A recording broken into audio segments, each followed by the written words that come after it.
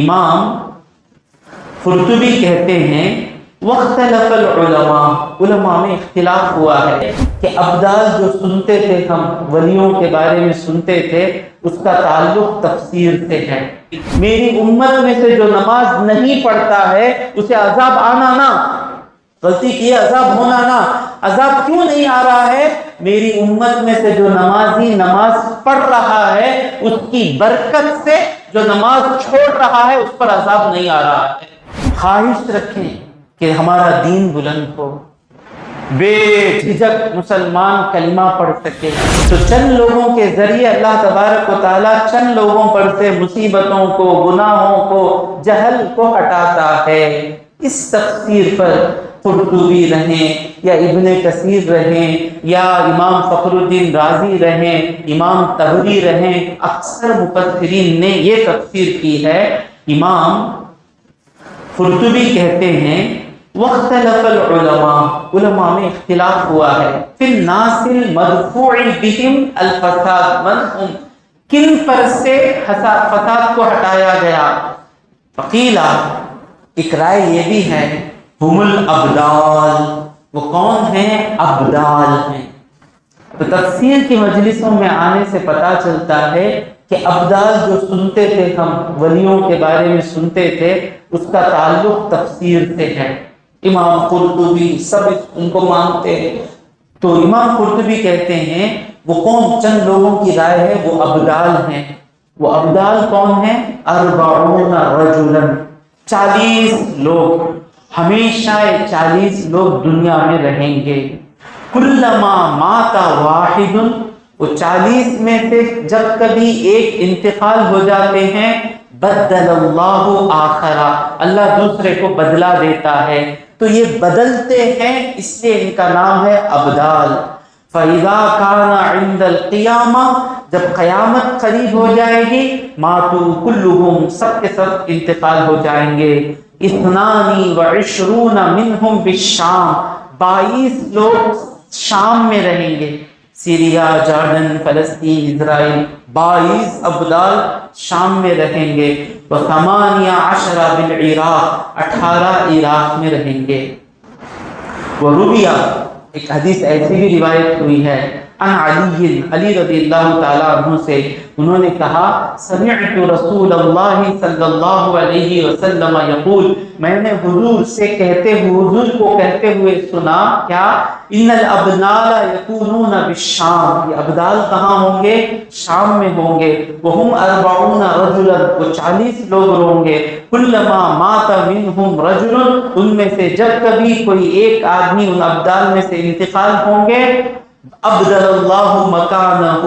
اللہ ان کے جگہ دوسرے کو لے کر آئے گا، رجلا، دوسرے آدمی کو، یسقا بہم الغیث، ان کے ذریعے سے بارش مانگی جائے گی۔ سب دعا کریں گے بارش کے لیے، لیکن بارش کے لیے دعا کرنے والوں میں کے ہاتھ اٹھے ابدال کے، بارش ہو جائے گی۔ وَيُسْقَى بِهِمْ وَيُنْصَرُ بِهِمْ عَلَى الْأَعْدَاءِ، اور ان کے ذریعے سے دشمنوں پر مدد لی جائے گی۔ فوج کھڑی رہے گی مسلمانوں کی، ابدال میں سے کوئی ابدال اس فوج میں شامل ہو جائیں گے۔ بڑے بڑے آپ قصے پڑھیں، صلاح الدین، سلطان صلاح الدین ایوبی کے قصے سنیں، ارٹگرل جو ہیں عثمانی سلطنت کے، ان کے قصے پڑھیں، وہ واقعات دیکھیں۔ ان تمام جب جنگ کے لیے نکلتے تھے تو ان کی فوج میں ابدال میں سے کوئی ابدال آ کر شامل ہو جاتے، جب ابدال آ جاتے اللہ ان کو فتح دے دیتا۔ اور پھر کہتے ہیں وَيُصْرَفُ بِهِمْ عَنْ أَهْلِ الْأَرْضِ بَلَا، ان کی وجہ سے زمین والوں پر جو بلا آنے والی ہے اللہ دیکھتا ہے کہ ان کے اندر ابدال بیٹھا ہوا ہے، تو ابدال کی وجہ سے اللہ ان پر مصیبت نہیں لے کر آتا۔ اور ایک حدیث سنیں، اللہ، اس کو امام کبیر نے، امام رازی نے تفسیر کبیر میں، میرے خیال سے امام ابن کثیر نے ان کی تفسیر میں، اور امام قرطبی اس حدیث میں لے کر آ رہے ہیں کہ ان اللہ بے شک اللہ تبارک و تعالی یدفع العذاب عذاب کو ہٹاتا ہے بمن یصلی من امتی عمن لا یصلی میری امت میں سے جو نماز نہیں پڑھتا ہے اسے عذاب آنا نہ غلطی کی عذاب ہونا نہ عذاب کیوں نہیں آ رہا ہے میری امت میں سے جو نمازی نماز پڑھ رہا ہے اس کی برکت سے جو نماز چھوڑ رہا ہے اس پر عذاب نہیں آ رہا ہے میں ایک نماز پڑھ لیا تو ہو جاؤں گا کیا بہت کچھ ہو جاؤں گا اگر میری نماز اللہ پسند کر لے اگر آپ کی نماز بیٹے آپ کا نام محمد فیض الدین کی نماز اللہ پسند کر لے تو محمد فیض الدین کی نماز کی برکت سے جو دوسرا ان کا دوست نماز نہیں پڑھ رہا ہے اس سے عذاب اترنا ہے کیوں نہیں اتر رہا ہے فیض الدین نماز پڑھ رہا ہے تو کہتے ہیں کہ اللہ تبارک و تعالی بمن یصلی جو نماز پڑھتا ہے من امتی میری امت سے عمن لا یصلی جو نماز نہیں پڑھتا اس سے عذاب کو ہٹا دیتا ہے وبمن یزکی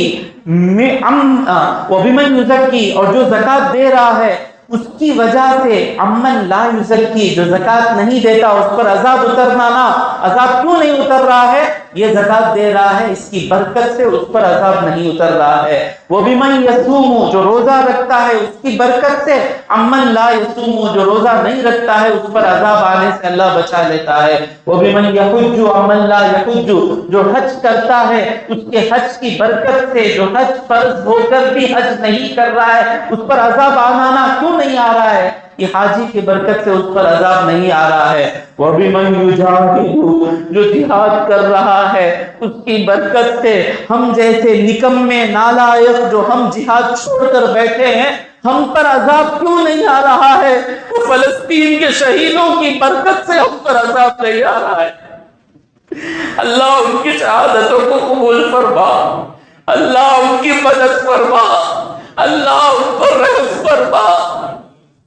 نکمے ہیں ہم اللہ کی راہ میں ہماری انگلی بھی نہیں کٹی اللہ کی راہ میں ہمارا دانت بھی نہیں ٹوٹا عذاب آنا ہم پر کیوں نہیں آ رہا ہے وہ جو جنگ کر رہے ہیں وہ جو سہ رہے ہیں ان کی برکت سے ہم پر عذاب نہیں آ رہا ہے وَلَوْ اجْتَمَعُوا